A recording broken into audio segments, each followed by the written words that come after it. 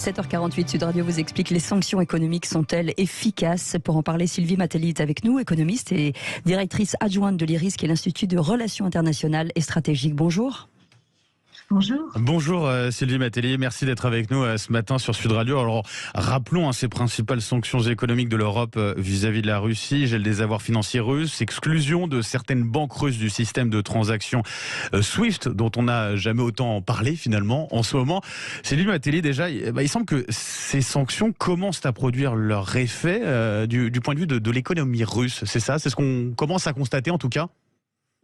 Oui, tout à fait. Et ça, c'est assez logique parce qu'on a imposé essentiellement des sanctions financières, en tout cas massivement des sanctions financières. Donc la crainte qu'il y a en Russie, c'est que la Russie ne dispose plus assez de devises en fait pour se financer.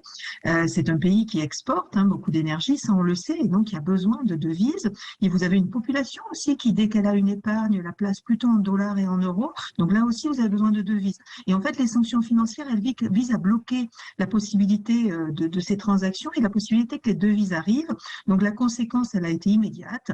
Les acteurs financiers ont parié sur une chute du rouble et c'est ce qui s'est produit. Le rouble a chuté ce week-end. Assez fortement. Si on regarde un petit peu l'histoire, est-ce que de telles sanctions économiques, financières ont déjà été prises par le passé à ce point-là et avec quels résultats en général ? Alors, les sanctions, c'est une longue histoire et je ne vais pas vous refaire l'histoire, je pense que vous n'avez absolument pas le temps. C'est vrai que jusqu'à ce qu'on sanctionne la Russie, on était quelque part dans une autre période. C'est-à-dire aujourd'hui, on sanctionnait, pour faire rapide, on sanctionnait des pays qui violaient le droit international, mais c'était des pays entre guillemets assez marginaux, avec lesquels on avait des relations économiques et commerciales, mais ça ne représentait pas grand-chose dans notre PIB et par rapport à notre économie. Avec la Russie, depuis 2014, on sanctionne une économie avec laquelle on a des relations extrêmement fortes, une dépendance à l'énergie, et on s'en est inquiété. Et donc là, ça change tout. Là, ça change tout parce que au fond, la question n'est plus de savoir si les sanctions vont être efficaces ou pas. La sanction, c'est aussi de savoir si elles ne vont pas être trop graves et coûter trop cher chez nous et pour nos économies. D'ailleurs, c'est ce que disait Emmanuel Macron hier. On va y revenir dans un instant, mais déjà quand vous parlez des pays notamment qui ont été sanctionnés avec lesquels on avait des relations économiques commerciales moins fortes, on pense notamment à la Corée du Nord, à Cuba par exemple. Ça a été le cas à l'Iran aussi d'une certaine façon. Sur la question justement des répercussions pour l'économie, notamment l'économie française, on a senti un président de la République assez grave. Le ton était assez grave là-dessus à ce sujet-là. Il faut vraiment s'en inquiéter. Mais très clairement, surtout que en 2014, lorsqu'on a imposé des sanctions à la Russie parce qu'elle avait envahi la Crimée, il y a eu des contre-sanctions et c'est essentiellement les contre-sanctions prononcées par les Russes qui ont pesé sur nos économies. On se souvient les interdictions d'importation de produits agricoles et la filière agricole qui est aujourd'hui très inquiète, bien évidemment, parce qu'elle a cette expérience-là.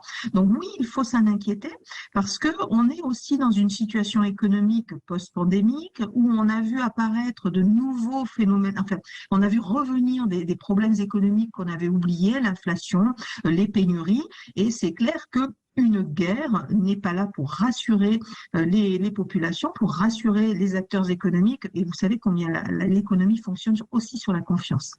Malgré ce qu'on voit actuellement, les conséquences assez rapides de ces sanctions financières prises par l'Europe, on constate que sur le terrain, en tout cas, l'armée russe continue d'avancer. Ça veut dire que malgré l'efficacité de ces sanctions, sur le terrain, au final, l'efficacité, elle n'est pas totale.